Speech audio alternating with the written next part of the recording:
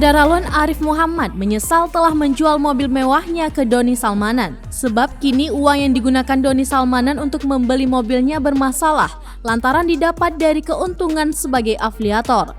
Doni pun ditetapkan sebagai tersangka dan ditahan terkait penipuan berkedok trading binary option melalui aplikasi Kotex. Arif Muhammad merasa bahwa dirinya kualat karena melawan ucapan istrinya Tika Pangestu yang melarangnya menjual mobil itu ke Doni Salmanan sejak awal. Arif mengaku mengenal Doni Salmanan saat transaksi mobil di Bandung beberapa waktu lalu. Setelah itu Arif tak pernah bertemu lagi dengan pria yang sempat dijuluki sebagai Crazy Rich Bandung. Sekiranya 7 jam Arif Muhammad jalani pemeriksaan di Bareskrim Mabes Polri terkait mobil Porsche 911 miliknya yang dibeli Doni Salmanan.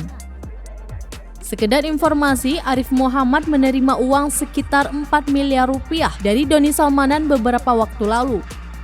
Uang sebesar 4 miliar rupiah yang ia terima adalah hasil menjual mobilnya yang saat ini sudah disita polisi.